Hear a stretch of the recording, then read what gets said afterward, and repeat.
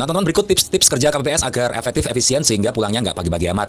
Nah, apa itu? Yang pertama, pastikan teman-teman sudah menyiapkan TPS di H-1 ya. Ini meliputi layout termasuk membeli semua kebutuhan TPS, triplek, kebutuhan untuk penghitungan suara, kebutuhan untuk pemungutan suara, dan lain sebagainya. Yang kedua adalah lakukan gladi resik ya, atau simulasi di malam sebelum pemungutan suara. Ini bertujuan agar semua anggota KPPS bisa mengetahui tugasnya masing-masing, sehingga saat hari H tidak canggung dan lancar melaksanakan tugas. Ini adalah saat hari H, datanglah lebih awal, jam setengah 6 atau maksimal jam 6. Jangan lupa sarapan dan minum vitamin. Kemudian hitung jumlah surat suara yang diterima dengan teliti. Jangan sampai ada yang nyelip, dan catat jumlahnya. Periksa apakah C hasil plano, C hasil salinan yang diterima itu sudah sesuai dengan dapil di TPS setempat. Dibuka dan dibaca di judul. Kalau tidak sesuai dapilnya, segera lapor ke PPS. Ini penting karena ketika ada kesalahan dalam packing di gudang KPU, ini bisa segera diatasi dengan kita melapor ke PPS agar dicarikan solusinya.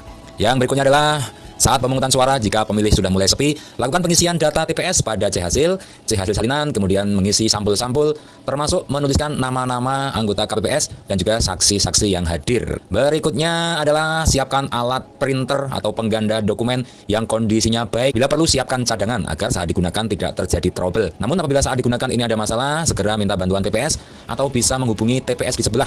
Kemudian saat pemilih mulai sepi, KPPS secara bergantian bisa istirahat makan siang di dalam TPS. Pastikan tidak mengganggu layanan pemilih ya. Dan setelah di jam 13 pemungutan suara ditutup, istirahat, sholat, chatting TPS, cukup lakukan 30 menit saja. Setelah selesai menghitung satu jenis pemilihan, ini KPPS pemegang akun Sirekap bisa langsung melakukan penulisan pada salinan C hasil. Jadi tidak perlu menunggu semua jenis pemilihan selesai dihitung. Ketika selesai satu jenis pemilihan, misalnya pemilihan presiden, ini KPPS pemegang akun Sirekap bisa langsung melakukan penulisan pada salinan C hasil, juga melakukan dokumentasi atau unggah pada aplikasi Sirekap. Sementara KPPS yang lain melakukan penghitungan untuk jenis pemilihan selanjutnya. Kemudian setelah selesai penghitungan suara, selesai melakukan penyalinan pada C hasil salinan, selesai melakukan unggah Sirekap, masukkan semua dokumen-dokumen dalam sampel-sampel sesuai jenisnya, dan masukkan di kotak suara dengan berpedoman pada buku panduan KPPS.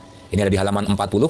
Bisa juga di surat pengantar dari KPPS ke PPS. Pastikan yang di dalam kotak dan di luar kotak itu tidak tertukar. Setelah semuanya beres, lakukan penyegelan dan kotak siap untuk dikirim ke PPK.